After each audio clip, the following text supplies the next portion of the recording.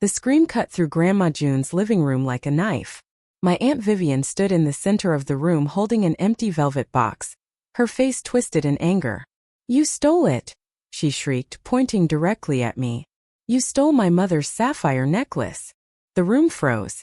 Everyone's head turned toward me at the same moment, like I was a spotlight on stage.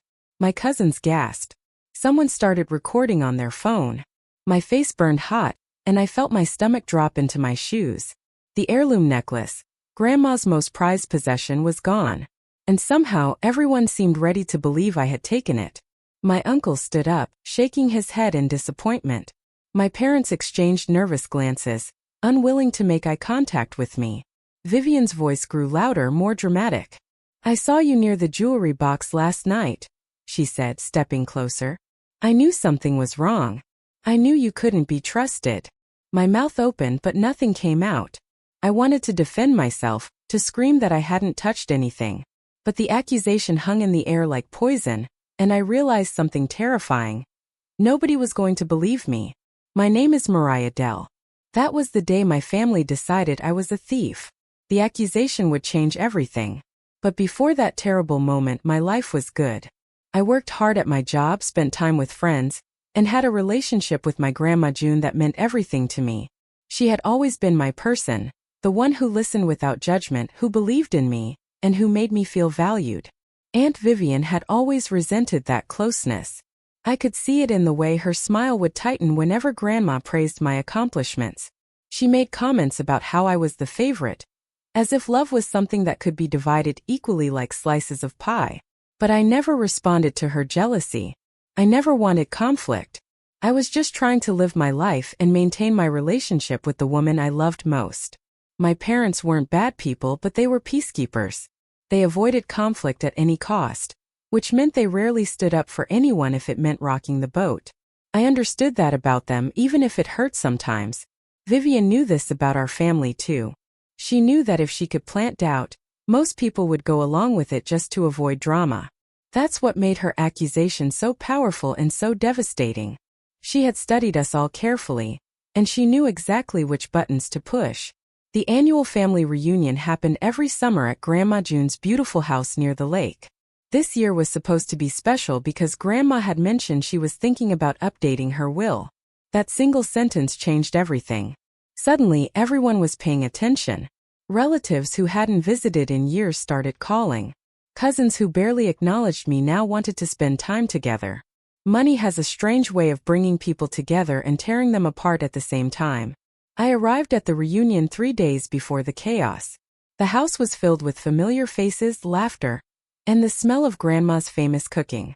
On the surface, everything seemed normal and happy, but beneath the smiles and hugs, I could feel the tension. It was like electricity in the air before a storm. Aunt Vivian was there with her husband and their 2 kids. She greeted me with a smile that didn't reach her eyes.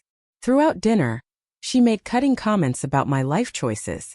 "Still single and so focused on work," she said, laughing as if it was a joke. "Don't you worry you'll end up alone?" My grandma immediately jumped to my defense. "Mariah knows what she wants," she said firmly. "She's building something meaningful." But I saw Vivian's jaw tighten. I saw the flash of anger in her eyes. And I knew somehow that my grandma's words had planted a seed of rage in my aunt that would grow dangerous.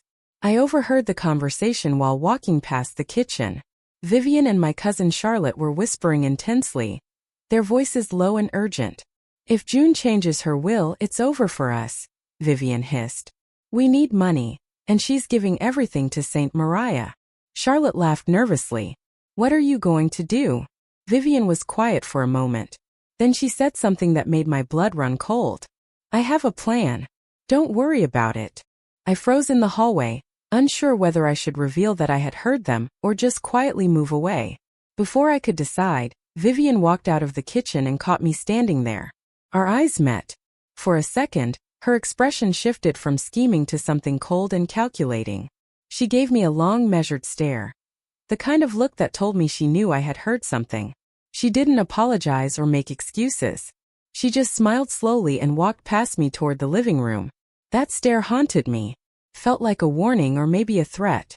I tried to tell myself I was overreacting, that Vivian was probably just stressed about money like she always was. But deep down I knew something was wrong. Something dark was coming and I just didn't know what it was yet. The next day, Grandma June asked me to come to her bedroom. She wanted to show me something special. She opened her jewelry box carefully, and there it was, the sapphire necklace. It was absolutely stunning, with a large blue sapphire stone surrounded by tiny diamonds. It caught the light and threw sparkles across the room like little stars. "This belonged to my mother," Grandma said softly.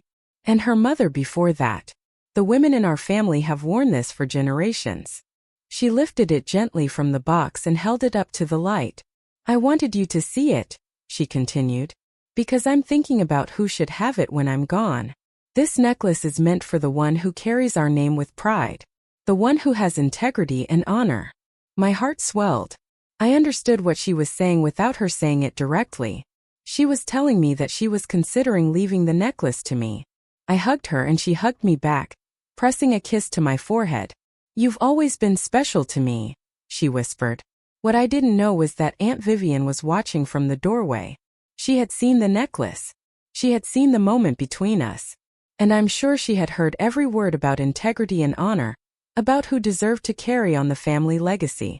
I found out later that Vivian had been standing there the whole time, unseen. That night, Vivian cornered me in the hallway outside my bedroom. She was wearing a fake smile that made my skin crawl. "Can we talk?"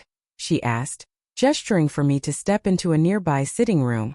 I followed her, feeling uneasy but not wanting to be rude.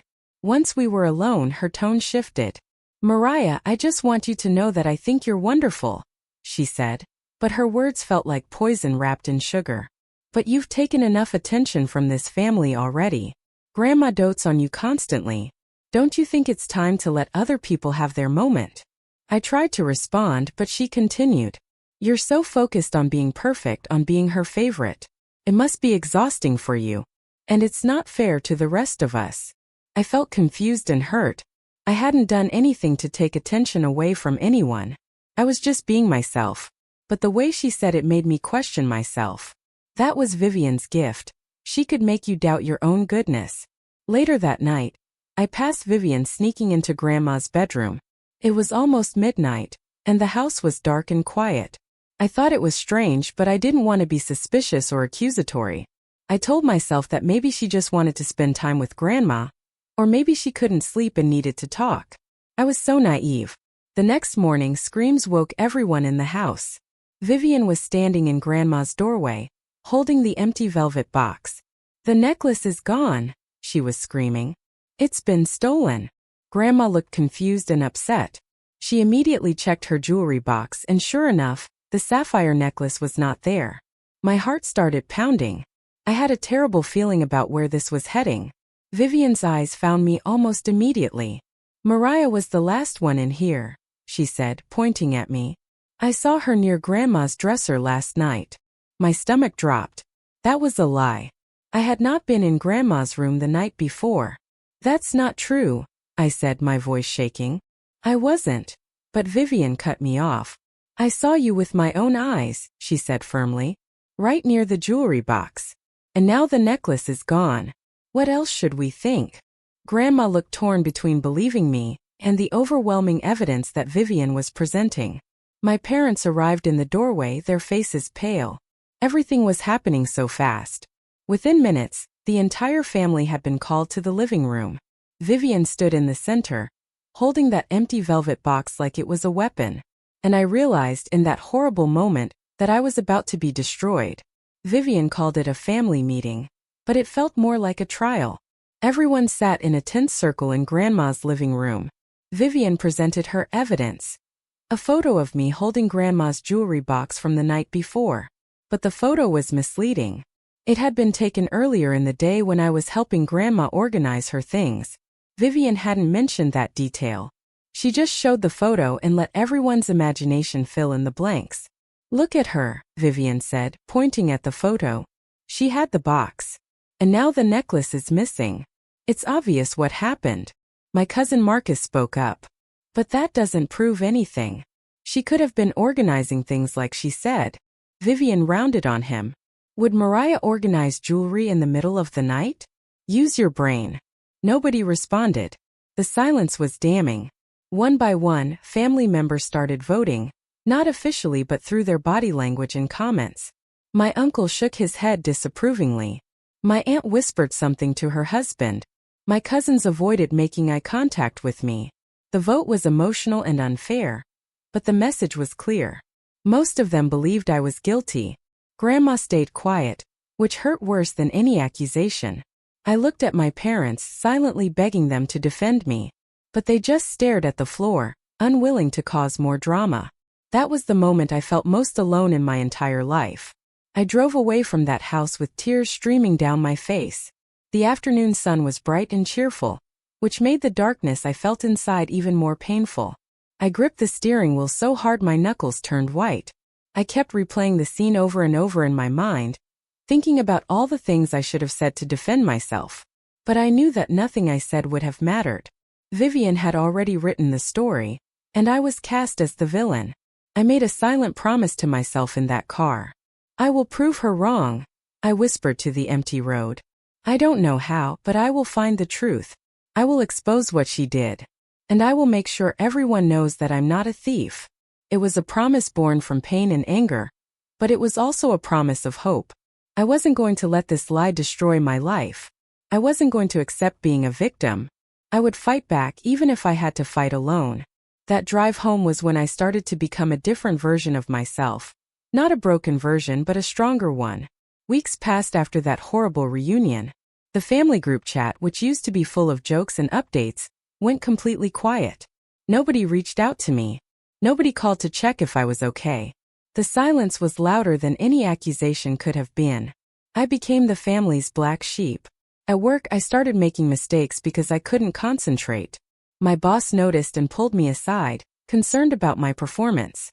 I tried to explain that I was dealing with personal issues, but I couldn't bring myself to tell him the full story. Who would believe me? Friends started pulling away too, probably because they sensed the darkness around me. Depression crept in like fog. There were days when I didn't want to get out of bed. I kept wondering if maybe I had done something wrong. If maybe I deserved what was happening to me. The self-doubt was almost as painful as the betrayal itself. But then something happened that changed everything. I received a message from Grandma's nurse Linda. She said that she had seen Aunt Vivian visiting pawn shops in the neighborhood multiple times over the past few weeks. The message was brief, just a few words, but it was like a light switch turning on in a dark room. A spark of suspicion ignited inside me. Why would Vivian be going to pawn shops? What would she be pawning? And more importantly, when did she start going there? I went to the nearest pawn shop the next day. My hands were shaking as I walked through the door. The shop was dusty and cluttered, filled with old instruments, jewelry, and random items that people had given up on. The man behind the counter was older, with kind eyes and a tired expression. I took a deep breath and asked about a sapphire necklace that might have been pawned recently. The man hesitated. He looked uncomfortable, like he wasn't sure if he should tell me anything. I explained that the necklace belonged to my family, and that I needed to find it. I didn't tell him the whole story because it was too complicated and too painful. After a long moment, he walked to a computer and typed something. Then he looked at me and nodded. "We did have a sapphire necklace come through here about 3 weeks ago," he said carefully. "But I can't give you details about who brought it in. That's confidential." My heart was racing. 3 weeks ago was exactly when Vivian had accused me of stealing it. "Can you tell me anything else?" I asked desperately. The man looked around the empty shop and then slid a piece of paper across the counter. It was a receipt. The name on the receipt was Vivian's. My entire body went cold. I sat in my car outside the pawn shop, staring at the receipt. The pieces were finally coming together. Vivian had pawned the necklace before she accused me of stealing it. She had deliberately removed it from Grandma's jewelry box and taken it to the pawn shop. Then she came back and accused me, knowing that the necklace would be impossible to find. It was the perfect frame-up. She had probably needed money desperately. Maybe for gambling debts or some other problem she had been hiding. The necklace was valuable, and she had decided it was worth more than family loyalty or telling the truth. But here's what I realized. I had the receipt, but that wasn't enough proof. Anyone could have brought a necklace to a pawn shop. Without actually seeing the necklace, without having visual confirmation that it was the same one Grandma owned, people would still doubt my story. Vivian would deny everything. She would say I was making it up, that I was desperate to clear my name. I needed more evidence. I needed something that would be absolutely impossible to deny. I sat there in my car for hours, thinking about what to do next. And slowly, a plan started to form in my mind. It wasn't a plan for revenge exactly. It was a plan for justice.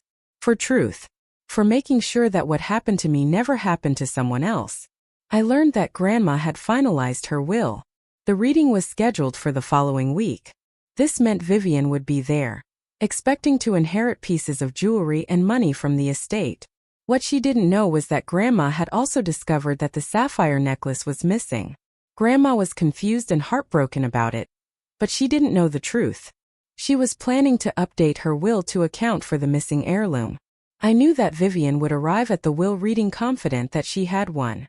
She had destroyed my reputation, and now she was going to benefit from Grandma's estate while I was cut off and labeled as a thief. The injustice of it made me burn with anger. But I held on to my plan. I needed to be patient. I needed to gather all the evidence carefully and methodically. I needed to make sure that when I revealed the truth it would be undeniable. I spent the next few days contacting the pawnshop owner again, and asking if he could help me buy back the necklace. He was sympathetic to my situation and agreed to try to find it or get it back. It would cost money I didn't have, but a friend loaned me the funds. She didn't ask questions.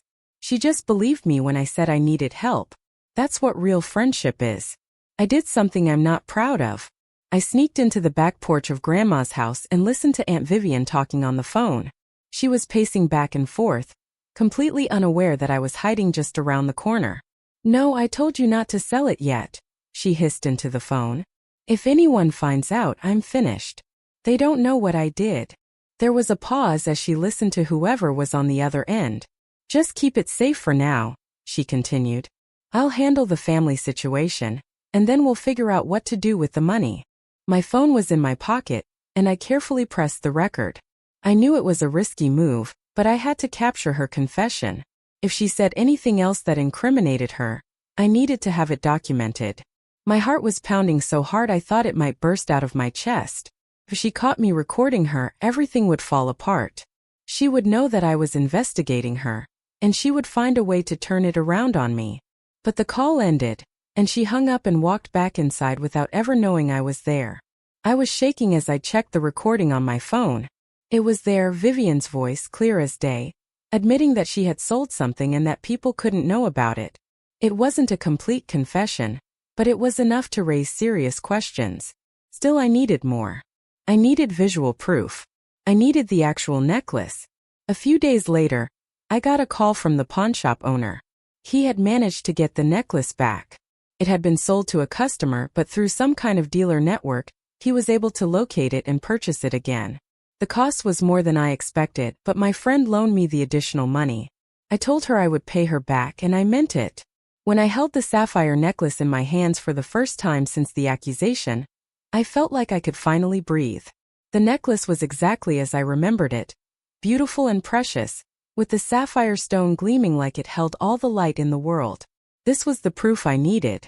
This was the evidence that would prove Vivian was lying. I spent the next week gathering everything I needed. I had the receipt from the pawnshop, the recording of Vivian's phone call, and now I had the actual necklace. I also reached out to the pawnshop owner and asked if he would be willing to provide a statement about the transaction.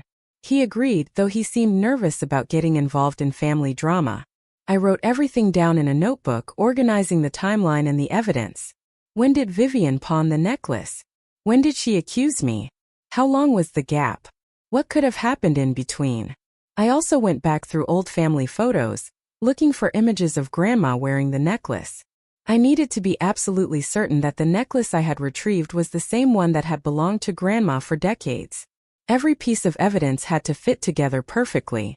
I couldn't afford to make any mistakes. This wasn't just about clearing my name anymore. It was about exposing the truth and making sure that Vivian faced the consequences of what she had done. But I also knew that this would damage my family. It would cause pain and conflict that might never fully heal. The question I asked myself was whether that was worth it. And I decided that it was. Because a family that protects liars over truth-tellers is not a family worth protecting. Vivian reached out to me one day and asked if we could meet for coffee. I was surprised, but I agreed. I knew what she was doing. She was trying to manipulate me, to make sure I didn't say anything damaging at the upcoming will reading. She arrived at the cafe with a smile on her face and a calm demeanor. We ordered coffee, and she leaned forward as if we were best friends sharing secrets. I know things have been difficult, she said softly, and I want you to know that I never meant to hurt you. You've always been jealous of me, and maybe that's what happened with the necklace. Maybe you were just confused. I felt anger rising in my chest, but I kept my face calm. I wasn't confused, I said quietly. And I didn't take the necklace. She reached across the table and put her hand on mine. I believe you, she said. The lie was so blatant that it would have been funny if it wasn't so painful. I'm sorry if I hurt you. I was just protecting Grandma's things. Can we move past this? I carefully positioned my phone so it was recording in my pocket. Every word she said, every lie she told was being captured. She continued talking, painting herself as the victim, the concerned family member who was just trying to do the right thing. By the time we left the cafe, I had her entire performance recorded. Grandma called and asked for a family reunion. She said she wanted to make peace and get everyone together again. Vivian protested, saying that it would be too difficult with everything that had happened. But Grandma was firm. Mariah is family, Grandma said, her voice strong despite her age. And we need to act like a family. I was invited, which surprised me. I wasn't sure if Grandma fully believed me or if she was just trying to be fair. Either way, I was grateful for the invitation. This reunion would be my chance to reveal everything. Everyone would be there. There would be no escape for Vivian.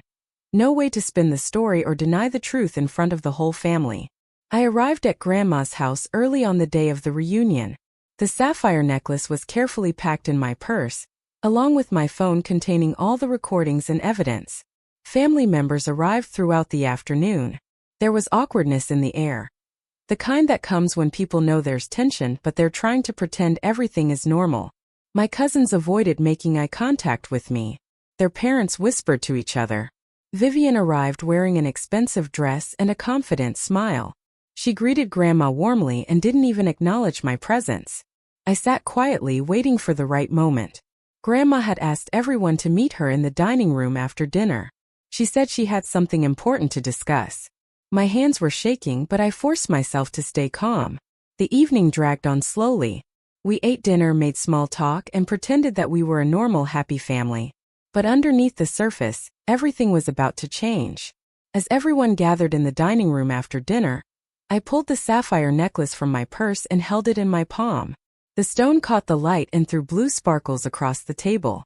Vivian's face went completely white. She stared at the necklace like she had seen a ghost. Grandma gasped. "The necklace," she whispered. "But I thought it was gone." I held it up so everyone could see it clearly. The room was completely silent. Everyone was watching, waiting to see what I would say.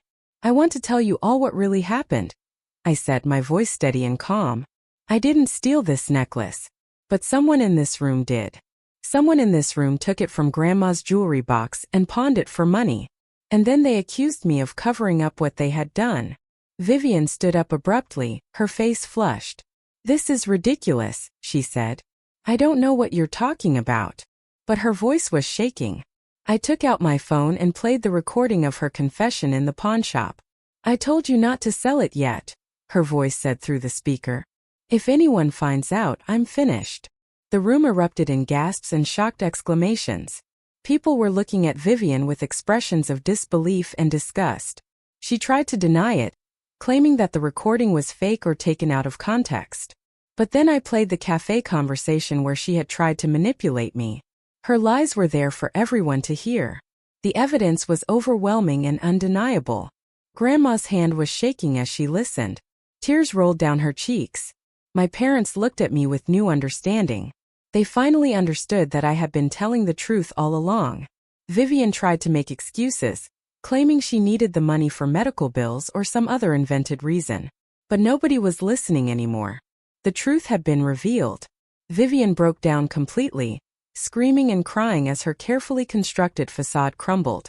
She admitted that she had pawned the necklace because she had gambling debts and needed cash quickly. She had planned to accuse me because she knew that my reputation with the family would make it easy to believe I was guilty. She said she had been planning to replace the necklace before Grandma noticed, but things had spiraled out of control. The details spilled out of her like poison from an infected wound. Everyone in the room stared at her in horror. This was the moment when the true cost of her lies became clear. Her own children, who had watched their mother accuse their cousin of a crime she didn't commit, looked at her with shame and disappointment. Her husband stood up and left the room without saying a word. The silence that followed was deafening. Grandma reached over and took the sapphire necklace from my hands. She held it to her chest and closed her eyes. When she opened them again, they were filled with tears of relief and sorrow. She looked at Vivian one last time, and I could see the disappointment in her gaze. A mother looking at a daughter who had betrayed everything she believed in. What happened next was both painful and necessary. Grandma called her lawyer that evening and made changes to her will on the spot. Vivian was removed entirely from the inheritance. Everything that would have gone to her was divided between Grandma's other children and grandchildren, with a special portion set aside for me. More importantly, Grandma officially recognized my name and made it clear that I was innocent of any wrongdoing. The necklace was officially designated as mine in the will, to be passed down to my children someday. Vivian's husband filed for divorce the following week. He couldn't forgive her for lying, and for trying to destroy an innocent person's life just to cover up her own problems. Vivian's reputation in the community fell apart. People who had believed her story now knew the truth, and they looked at her differently. She eventually had to move away because she couldn't face the shame of staying in a place where everyone knew what she had done. Months passed. The immediate pain of the situation began to fade, but the lessons remained. Family members reached out to me one by one to apologize for not believing me. My parents hugged me and admitted that they had failed me by not standing up for me when I needed them most. They promised to do better. My cousins approached me with embarrassed expressions and asked for forgiveness. I forgave them because holding on to anger was only hurting me. But I also made it clear that trust, once broken, takes time to rebuild. Grandma spent more time with me than she ever had before. She seemed to appreciate me even more deeply now that she understood the strength and integrity I had shown. She told me she was proud of me for not becoming bitter or vindictive, even though I had every right to be angry. I helped Grandma through the ordeal as best as I could. I held her hand when she cried about her daughter's betrayal. I listened when she expressed her disappointment and sadness. I supported her through the process of accepting that her daughter had made terrible choices. Our bond became even stronger through that shared experience. Months later, I moved to a small house by the coast. I had saved up money from my job, and I had also received my inheritance from Grandma, which allowed me to make a fresh start. The sapphire necklace now sat on my dresser, and every time I looked at it, I remembered not just the betrayal and the pain, but also my own strength and resilience. I realized that forgiveness isn't really about the people who hurt you. It's about freeing yourself from the burden of anger and resentment. Forgiveness is for you, not for them. I didn't forgive Vivian because she deserved it. I forgave her because I deserved to be free from the weight of holding a grudge. I started speaking about my experience with others who had gone through similar situations. I learned that family betrayal is more common than I thought, and that my story could help other people understand that they're not alone in their pain. My dignity became my ultimate revenge. Not because I destroyed Vivian or made her suffer, but because I reclaimed my life and refused to let her lies define me. I built something beautiful from the ashes of what she had tried to destroy. And that's a victory that no one can ever take away from me.